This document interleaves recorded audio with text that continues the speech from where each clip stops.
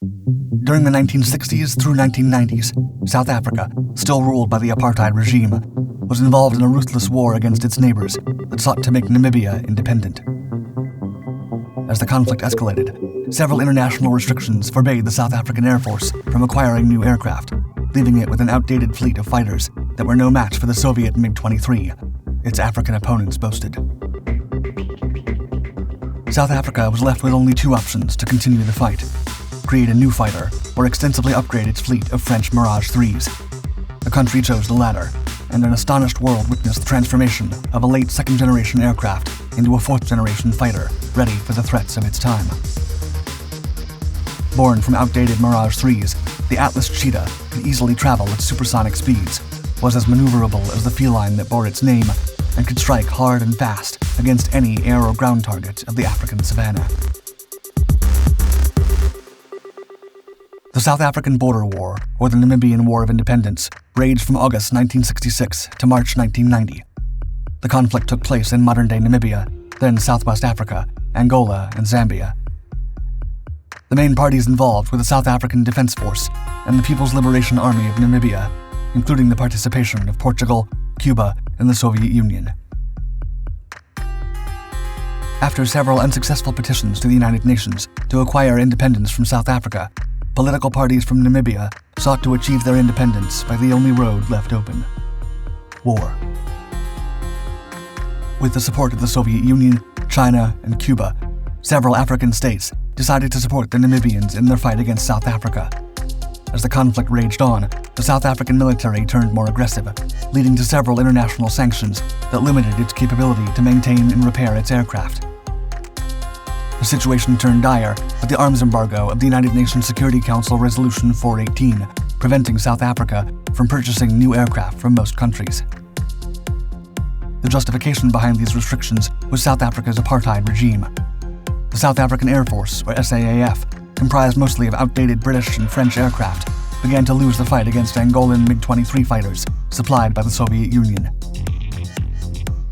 The SAAF only relied on a handful of French Dassault Mirage IIIs and Mirage F1s as its main fighter jets, leaving the country with only two options left to continue the fight: create its own fighter, or upgrade the existing aircraft available for the new challenges that were ahead.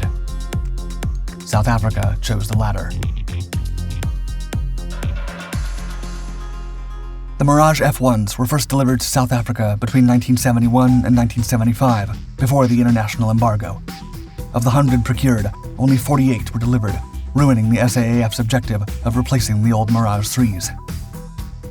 The Mirage III was already an outdated aircraft for the ongoing conflict in South Africa. First delivered in the early 1960s, the fighter lacked maneuverability, speed, and electronic systems that could outmatch the reliable MiG-23 in aerial combat. As the 1980s approached, the South African aviation industry had made significant progress regarding manufacturing capabilities, making it feasible for the military to carry on with the extensive upgrade process of its air fleet of Mirage fighters.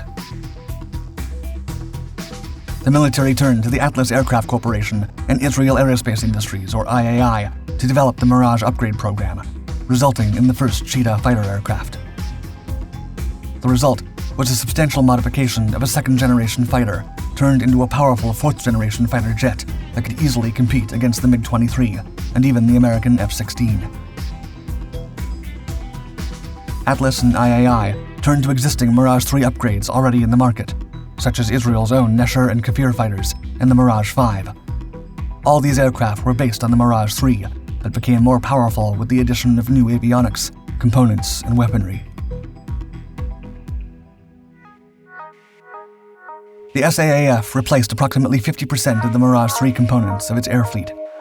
Externally, this included dogtooth extensions on the leading edge to improve the stall speed and performance.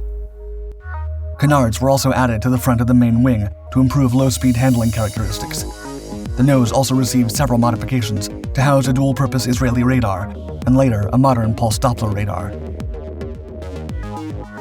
The aircraft also featured a bolt-on flight refueling probe mounted on the right air intake, and a pair of weapon pylons beneath the engine air intakes. The cockpit was also redesigned, featuring Martin Baker Mark 10 ejection seats and a new avionics suite.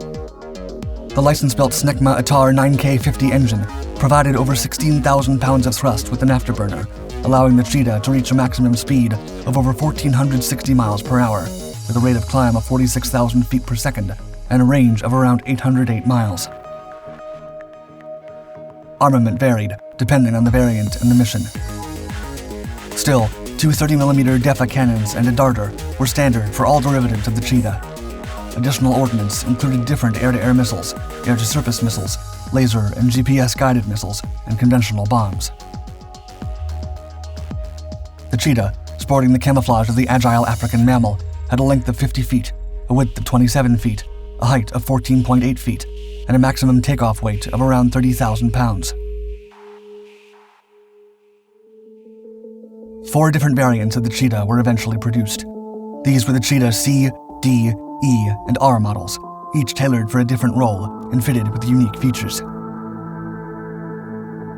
The original single seat became known as the Cheetah C, and over 38 of them were produced before introducing the Cheetah D model, a twin-seat trainer equipped with a secondary attack capability for delivery of guided munitions, or PGMs. It had a payload capacity of 29,982 pounds and an approximate weight of 16,827 pounds when unloaded. 16 Cheetah Ds were produced, of which only 10 received the Atar 09K 50C11 engine, resulting in the retirement of the rest before introducing the E variant. The Cheetah E was a natural evolution of the Cheetah D. It was developed as a versatile all-weather fighter variant and a standby interceptor. A total of 70 Cheetah Es were produced before being phased out of service in 1992 with the introduction of the Cheetah C. This final Cheetah C model resulted from an extensive modernization effort of the Cheetah E. It incorporated state-of-the-art avionics and navigation systems, including a cutting-edge pulse Doppler multi-mode radar and an advanced electronic warfare, or EW, suite. Additionally, the Cheetah C was fitted with a data link to receive updated versions of the helmet-mounted sight, heads-up display, or HUD, and improved hands-on throttle and stick controls. Regarding the airframe design, the Cheetah C also boasted a new nose to accommodate the updated electronics and radar systems. The Cheetah C also could deliver a wide array of precision-guided munitions, such as laser-guided bombs, TV-guided bombs, GPS-guided weapons, air-to-ground ordnance, and air-to-air missiles. Despite the incredible upgrade to the C model, there was room for improvement, and the military sought to further upgrade the Cheetah with a new feasibility study. The result of this ambitious program was the Cheetah R, a reconnaissance platform of the fighter jet. It differed from the other variants in that it lacked an in-flight refueling probe and twin 30mm DEFA cannons. The Mirage III R2Z, designated number 855, was chosen for this upgrade program. Despite the program's advance, the South African Air Force canceled the project, and the prototype was assigned to the Atlas Advanced Combat Wing as a testbed. The first Cheetah Ds entered service with the 89th Combat Flying Skull at Air Force Base Petersburg in early 1986, before being publicly unveiled in July 1986, as South Africa's foreign interventions were fading in the ongoing border war. The fighter aircraft was officially declared operational in 1987, and was shortly followed by the introduction of the Cheetah Es, which entered service with the Fifth Squadron, based at Louis Trichardt Air Force Base. As more Cheetahs were delivered to the South African Air Force, more pilots got to fly them over disputed zones. Many of these pilots noted it was more difficult to perform in-flight refueling when compared to the time-tested Mirage F1s. Nonetheless, the SAAF was more than satisfied with the increased performance of the updated Cheetahs. To the dismay of South African aviators eager to enter the fray and earn their ace status by shooting down Soviet aircraft, the moment of truth never came to be. The outstanding Cheetahs arrived too late to participate in any offensive operations of the Namibian War, as the conflict was nearing its end.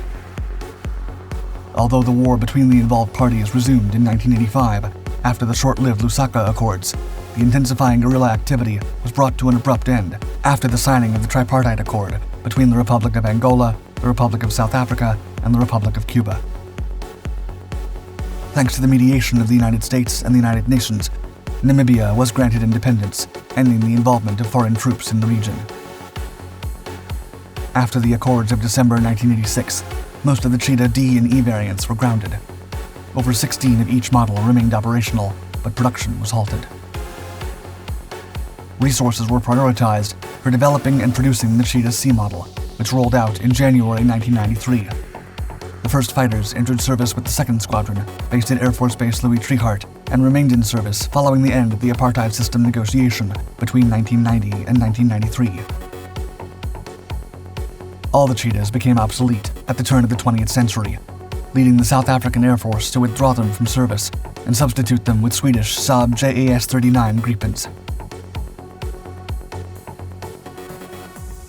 In 2009, Denel Aviation partnered with Arms Corps, South Africa's defense procurement and research agency, to prepare the sale of over 12 SAAF Cheetah C supersonic fighters to the Ecuadorian Air Force.